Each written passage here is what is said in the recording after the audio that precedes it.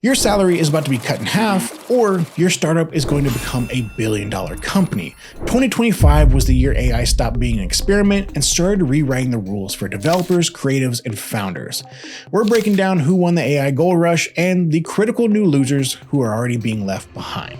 Welcome to Plivo. We're going to be splitting this video into 4 parts: major winners, applications and tools that have never really taken off, regulation and cultural impact, and what this all means for consumers, creators, and businesses alike. According to public statements, GPU manufacturers like Nvidia have forecasted 65 billion in sales in a single quarter, which is just an insane amount of money. This wasn't just some speculative analyst either. We saw it firsthand in cloud usage, AI enterprise deployments, and real workloads. Nvidia is the company everyone goes to for serious AI hardware. Over the last couple of years, they've locked in deep partnerships with the biggest cloud players: Amazon, Microsoft, Google, and Oracle, which means their chips power most of the AI tools and services people use every day. They've also made big supply chain deals with fast-growing AI cloud companies like CoreWeave, and even discussed a massive compute partnership with OpenAI. In simple terms, Nvidia's GPUs remain the backbone of the world's AI infrastructure, and their partnerships make sure that anyone building large-scale AI always ends up using some part of Nvidia's ecosystem. AMD, on the other hand, has made a major jump forward. Instead of just competing from the sidelines, they've landed big public wins, especially with Oracle Cloud, which is rolling out huge AMD-based AI clusters. Their biggest moment came in 2025 when AMD and OpenAI announced a large multi-year chip supply plan, which firmly put AMD into the top tier of AI hardware suppliers.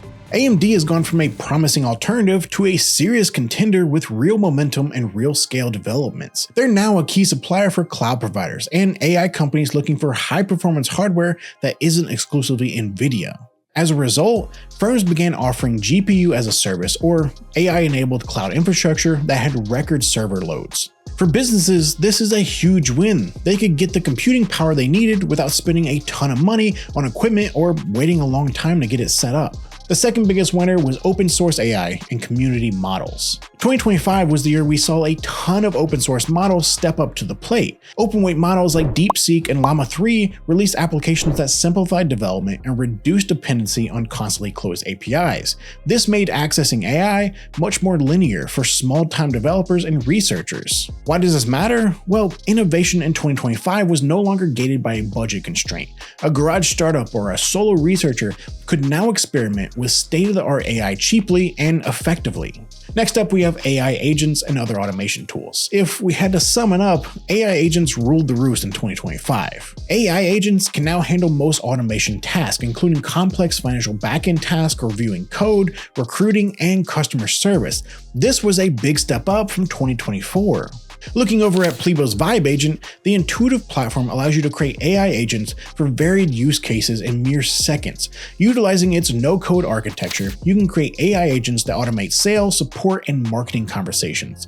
Seamlessly integrated into your CRM, help desk, or any system to deliver personalized, data-driven responses. The platform allows you to attach phone numbers instantly and manage all your integrations from one unified platform without relying on third-party tools for numbers. Many businesses leverage AI agents like Plivo to cut manual labor drastically. This means faster turnaround times, fewer human mistakes, and a lower operating cost overall. AI gains were not just corporate in 2025. The hard science fields gained a ton of AI in 2025. As we stated earlier, researchers have started implementing AI to accelerate their data analysis. For labs and R&D departments, this was a game changer. Some research teams reported being able to scan decades of literature and generate plausible test hypotheses in hours instead of weeks. This helps speed up early drug research, material science, and even climate modeling. Lastly, in the winners pile, we have creative design tools. AI-powered creative models such as Nano Banana, Sora, and Vera 3 have become powerful enough to allow small creators and businesses to design logos, product mockups, video edits, and other aspects of the creative field without needing a full-blown creative team. For solo artists, this level of scale was empowering. If you're already seeing the warning signs, hit the like button right now.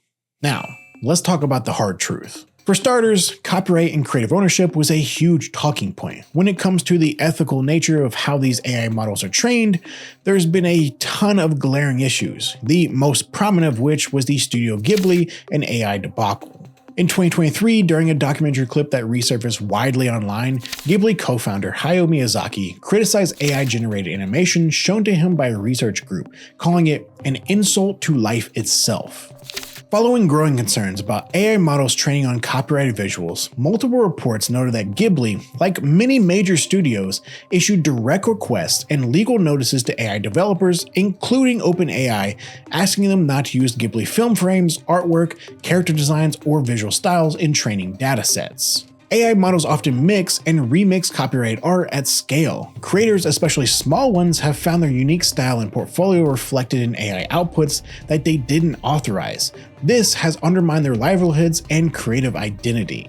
The second largest hit was the price hike for a lot of consumer hardware and memory. Demand for high-speed memory and storage skyrocketed. Memory suppliers have responded with sharp price hikes. Certain observers have called this the AI-driven RAM squeeze. The increase has not just hurt the big timers. Cloud service providers like OVH Cloud, a European cloud provider, has publicly warned that many of its cloud services, such as computing and storage, could see a price hike of 5 to 10% by mid-2026 due to the rising cost of memory. Hardware wasn't the only issue plaguing the AI industry in 2025. Not every AI startup made it through the glass ceiling. Many mid-2025 launches promised to be great, but when faced with real-world applications, they didn't live up to the hype.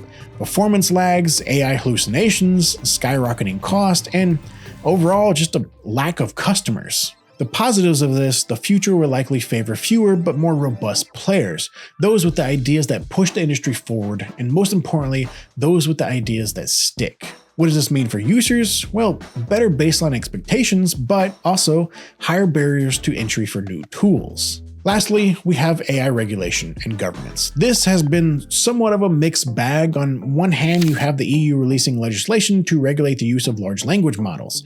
You can check out this paper on what the EU is planning for AI. We'll have it in the description.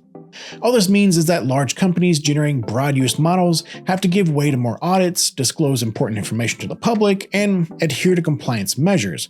For consumer and small-time developers, safer products, but possibly fewer tools to use due to compliance issues. If you're a creator, expect some competition in your field, and you also might have to deal with some legal issues. If you're looking to start your own AI company, look for a stable product rather than focusing on the hype of the AI bubble. 2025 was all about AI. The future of the industry is going to be vast, but the question will always stand. Will it sink or swim? That's it for today's video, guys. If you like our deep dive, consider hitting like and subscribe. If you have anything you'd like to discuss about AI, leave a comment below. And as always, I'll catch you on the next one.